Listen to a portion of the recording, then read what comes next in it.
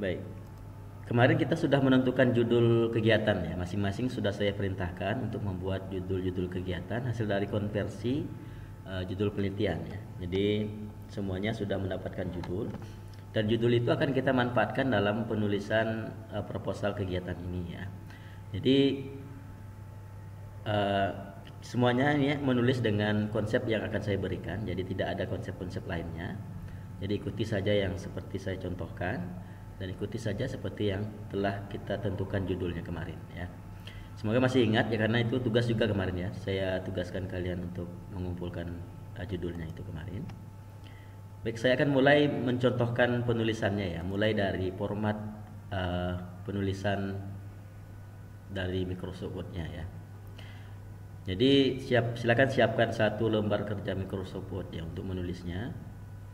Lalu silakan atur margin dan penulisan paragrafnya. Mungkin kita akan atur terlebih dahulu jenis fontnya ya, fontnya TNR ya, atau Times New Roman dengan ukuran 12. Nah, karena sebenarnya spasi itu spasi 2 ya untuk skripsi dan proposal ya, tapi kita gunakan 1,5 saja agar tidak terlalu melebar ya.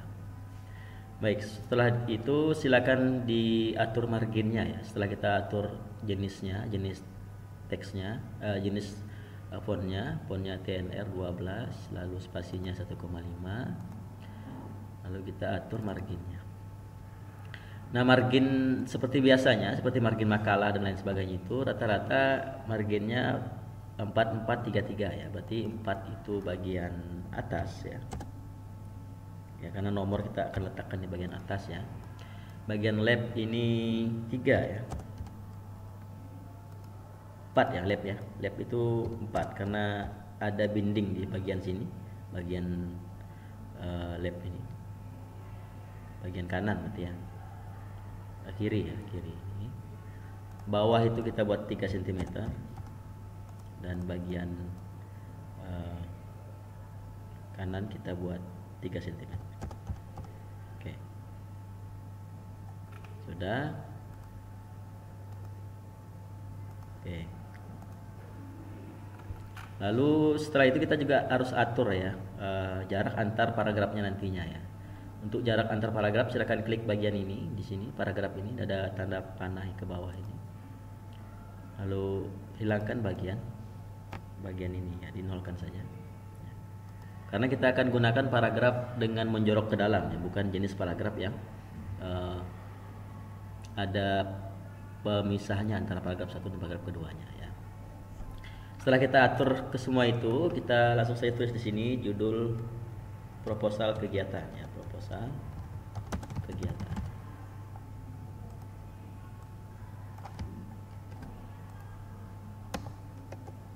Oke.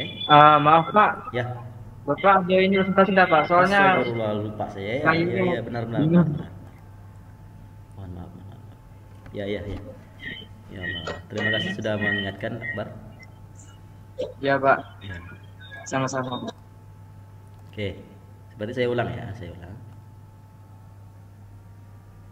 Baik.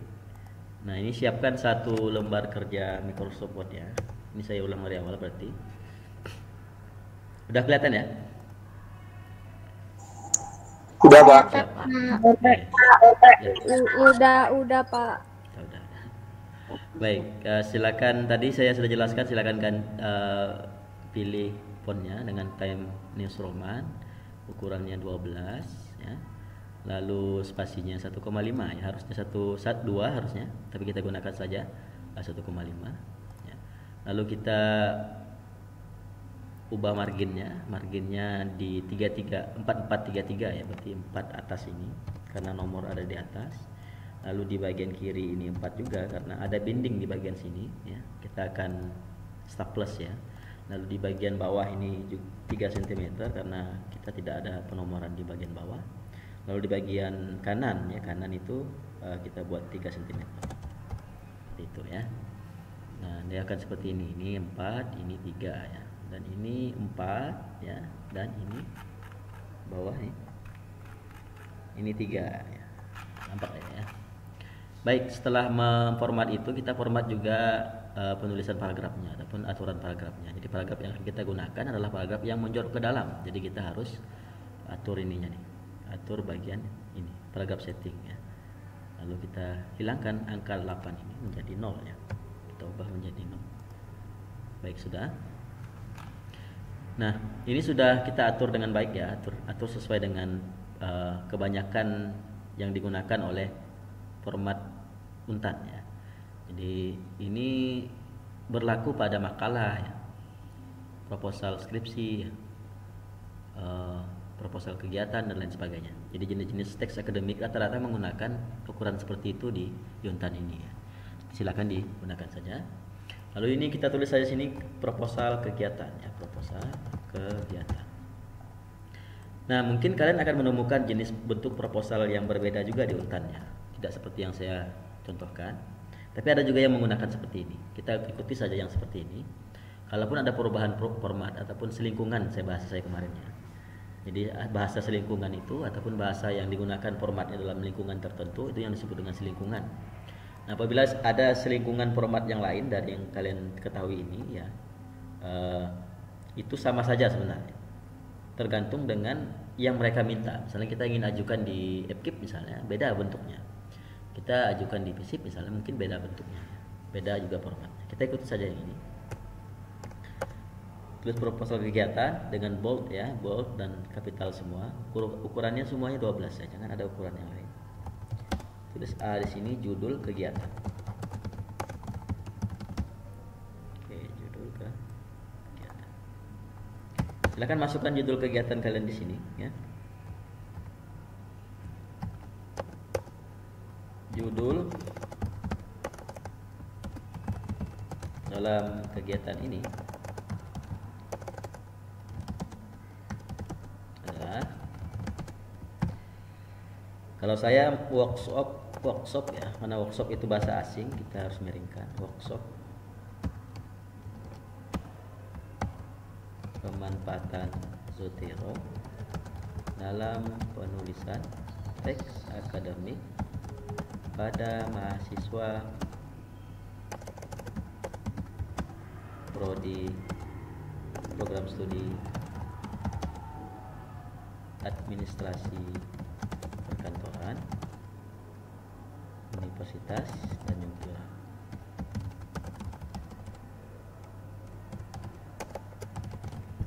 Ikuti saja ya, ikuti saja judul yang telah kalian ajukan kemarin ya. Nah, urutan paragraf ini harus berdempet ke samping ya, kita bahas ini. Lalu harus menjorok ke dalam ya, menjorok ke dalam sebanyak 5 kali ketukan. Kita hitung 1, 2, 3, 4, 5 seperti di sini ya. Nah, ya. Seperti ini bentuknya ya.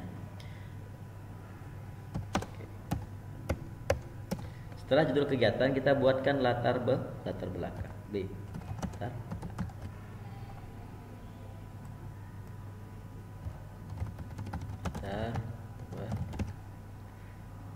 Nah, latar belakang ini penting ya untuk dibuat setiap jenis-jenis tulisan teks akademik ya, karena memang latar belakang itu adalah suatu dari landasan ataupun dasar kenapa sebuah kegiatan ataupun kenapa sebuah penelitian itu dilakukan. Makanya latar belakang itu penting ya bagi setiap jenis-jenis teks kegiatan atau teks-teks akademik ya. Jadi latar belakang ini memiliki beberapa cara untuk menulisnya ya. Jadi ikuti saja ya, seperti yang saya contohkan. Nah, poin-poinnya itu saya tulis dulu agar lebih mempermudah kita apa yang akan kita tulis ya. Yang pertama, jelaskanlah fenomena of interest. Fenomena of interest. Nah, fenomena of interest ini sudah kita bahas ya pada pertemuan ketiga kalau tidak salah saya. Jadi pada proposal kegiatan juga ada PI-nya ya. Nah, PI-nya adalah ini ya. PI-nya. Fenomena of interest. Jadi pemanfaatan Zotero dalam penulisan teks akademik. Nah, setelah ini kita harus jelaskanlah masalah ya, masalah dari subjek ya. Lalu evaluasi, lalu sampel, siapa sampelnya, dan yang terakhir adalah kegiatan terdahulu. Ada lagi satunya lagi, implikasi. Nah, ini bagian-bagian ini yang perlu kita jelaskan pada latar belakang ya. Semua latar belakang yang saya buat ya, atau yang saya pahami, ataupun yang sering saya tulis itu, dan biasanya terbit juga di artikel-artikel jurnal. Nah, itu rata-rata memiliki poin-poin seperti ini. Baik itu urutannya berbeda, tapi poin-poin ini harus terlengkapi dalam sebuah latar belakang. Nah, apa itu fenomena of interest? Fenomena of interest itu adalah apa yang menjadi ketertarikan kita. Apa yang menjadi ketertarikan kita. Kita jelaskan di sini. Kalau melihat dari judul ini ya, maka PI-nya adalah pemanfaatan Zotero dalam penulisan teks akademik. Nanti kita ambil ini. Nah, berarti kita harus jelaskan dulu tentang Zotero ini ya, dengan bahasa kita sendiri. Ya. Oke, saya jelaskan dulu. Saya isi dulu PI-nya. Zotero merupakan satu di antara alat yang digunakan untuk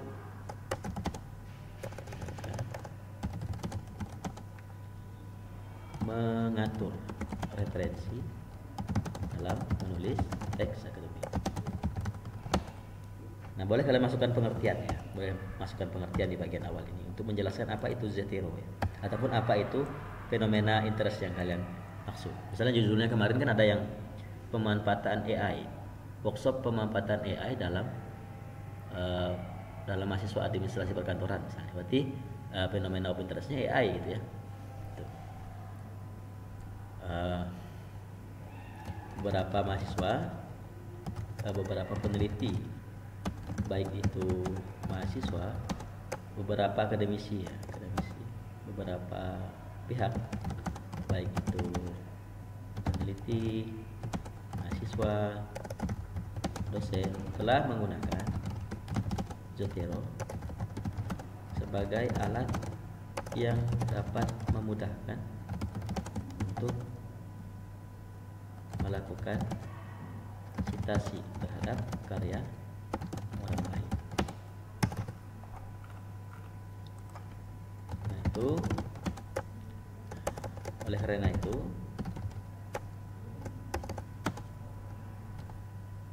aplikasi ini ya, diketahui sangat mudah untuk didapatkan karena tersedia secara gratis. Oke, ini yang satu. Jadi saya menjelaskan Zotero-nya ya. Lalu saya jelaskan lagi di sini selama ini ya, Zotero telah membantu mahasiswa dan dalam menulis teks akademik, termasuklah dalam menulis proposal, penelitian atau kegiatan. Dengan memanfaatkan Zotero,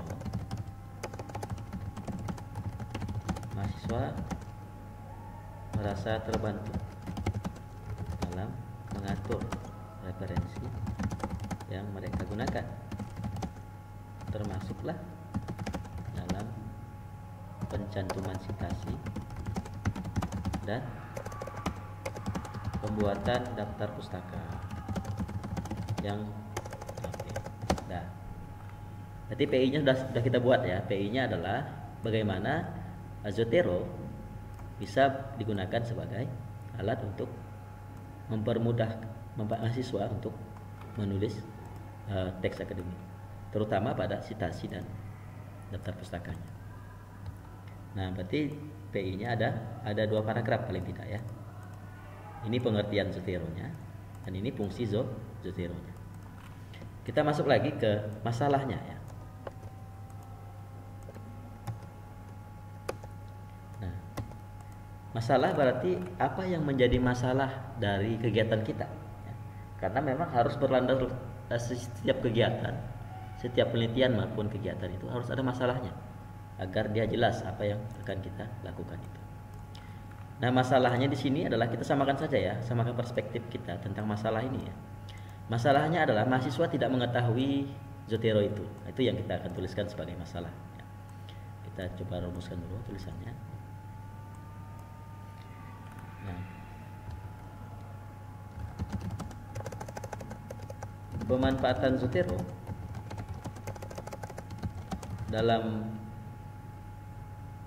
proses penulisan akademik memang terbukti dapat membantu mahasiswa dalam menulis teks akademik. Namun ini masuk ke masalahnya nih ya. Namun tidak semua mahasiswa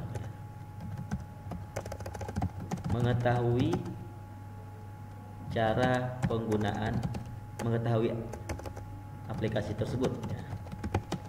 Termasuklah cara penggunaannya ya. Cara mendapatkan ya, dan menggunakan. Berarti sampel kita ubah saja ke sini ya. Sampel kita taruh di atas saja. Nah.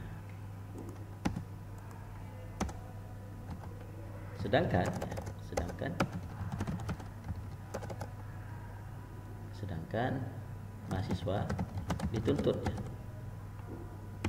untuk bisa memanfaatkan aplikasi tersebut dalam proses penulisan teks akademik atau pada proses upload artikel di jurnal penelitian. Nah, ini ya. Ini masalahnya. Bahwa kita tahu bahwa mahasiswa tidak mengetahui Zotero itu. Ya. Ataupun misalnya AI mereka tidak tahu bagaimana cara menggunakannya supaya tidak kena plagiat misalnya itu ya. Nah, baru kita jelaskan sampel. Sampel ini seperti yang rumusan dari judul ini, maka sampelnya adalah mahasiswa ya. Mahasiswa apa? Mahasiswa program studi administrasi perkantoran Unpad ya. Nanti kita akan jelaskan sampel di sini. Ya. Oke, ada yang ini tanyakan? Ada ya. Saya lanjut ya. Saya takut terputus ya, maka saya lihat ya. Ya. Baik, saya lanjut ya. Kita lanjut ke sampel ya. Siapa yang akan menjadi objek yang akan kita latih ya, ataupun objek yang akan kita berikan pelatihan. Sini ya. Mahasiswa program studi pendidikan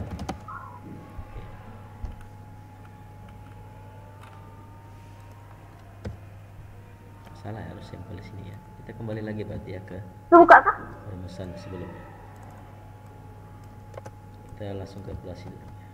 Pelasi dulu baru sampel di sini. Oke, kalau diurutkan gitu kayak susah ya. Oke, kita masukkan sampel dulu. Evaluasi dulu maksudnya. Untuk mengatasi hal tersebut ya, untuk mengatasi masalah yang berdasarkan masalah yang diungkapkan di atas,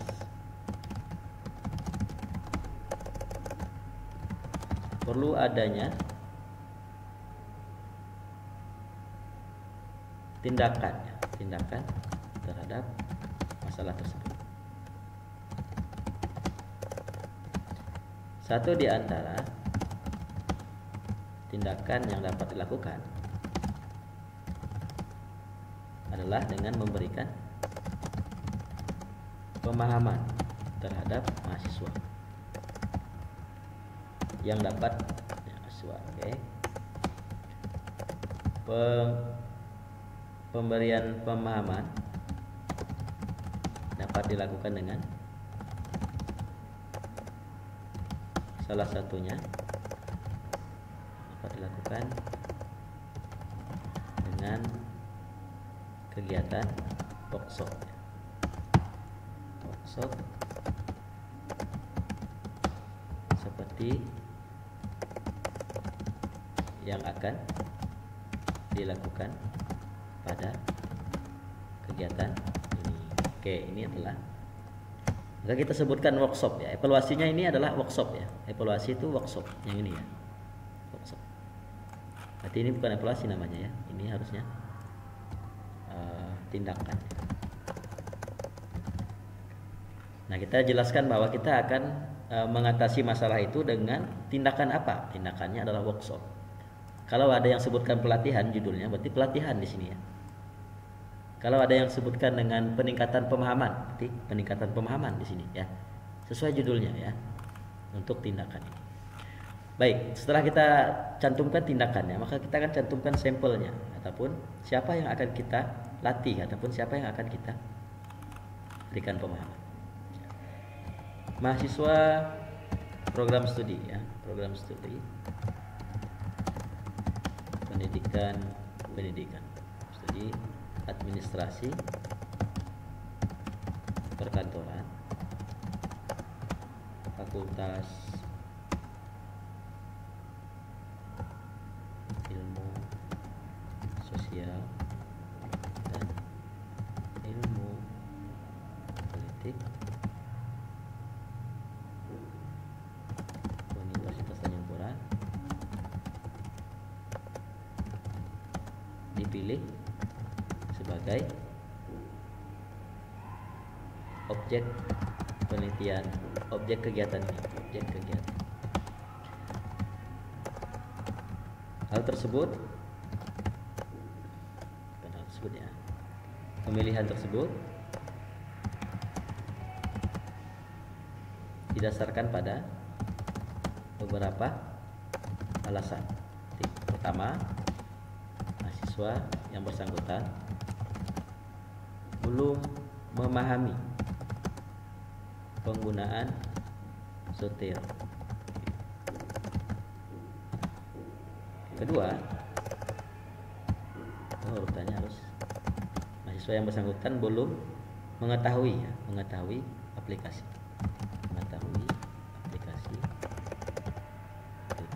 Zotero. Kedua, mahasiswa yang bersangkutan belum mengetahui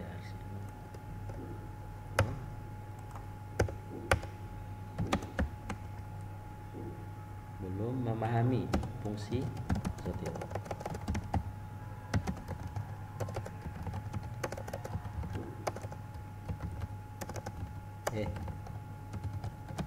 Ketiga, mahasiswa yang bersangkutan belum pernah menggunakan Zotero dalam penulisan teks akademik. Oleh karena itu, mahasiswa yang bersangkutan layak untuk diberikan workshop pemanfaatan Zotero dalam penulisan teks akademik ya, seperti itu. Baik. Nah, sisa 2 ya. Sebenarnya kalau dari awal kita membahas ini, maka ini sudah ada di UTS harusnya. Tapi karena kita sudah mengubah bentuk dari penelitian ke kegiatan, ya, kita harus cari lagi ya ininya, penelitian terdahulunya. Kalau misalnya kalian tadi mengubah dari AI ke pelatihan AI, silakan masukkan saja kegiatan terdahulunya atau penelitian terdahulunya ya. Atau ini dicari saja satu artikel ya. Contohnya misalnya pelatihan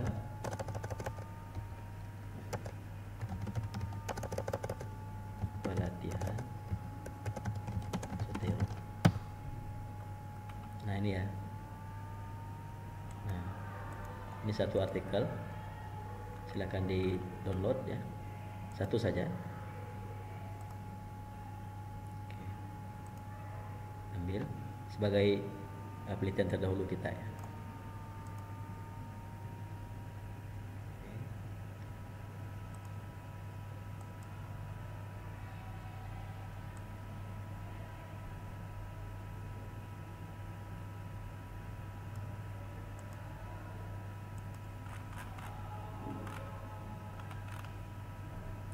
Ini buat ya.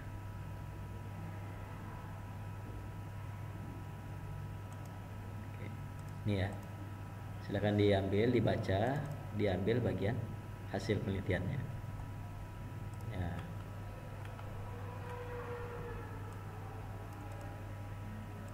Nah, ini ya hasilnya ya. Masukkan di sini.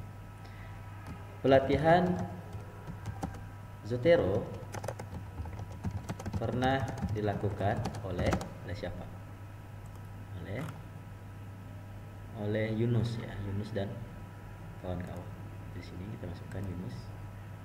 Zotero, Yunus. Yunus.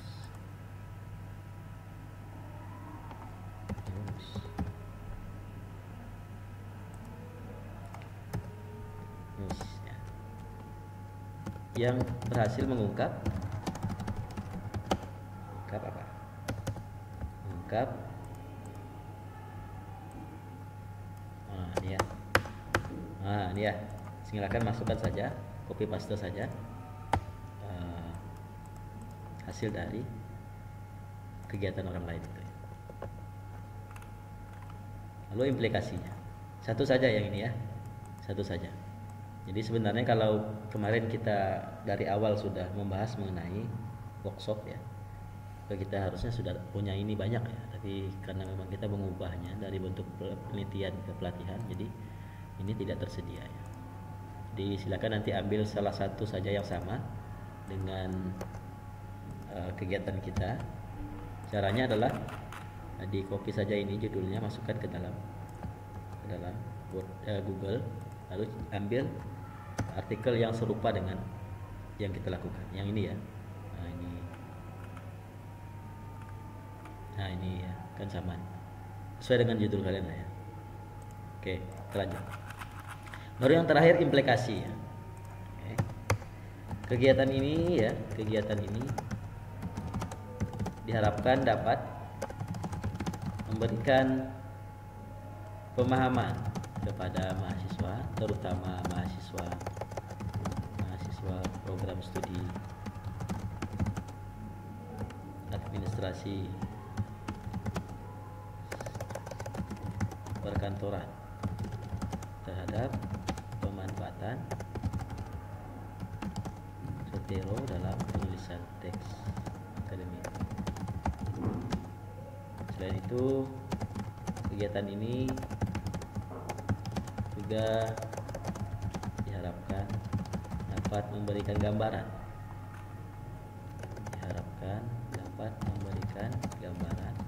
terhadap bagaimana hasil pelatihan yang dikembangkan di lingkup universitas. Oke, ini aplikasinya. Nanti silakan di copy saja ya, aplikasinya hampir sama semua, tinggal saja diubah ini ya.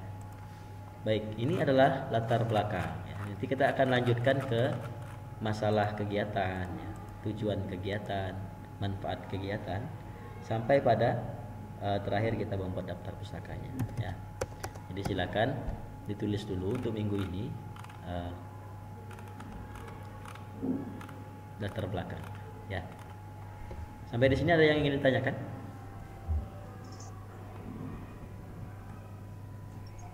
Paham, Pak. Ya. Paham ya?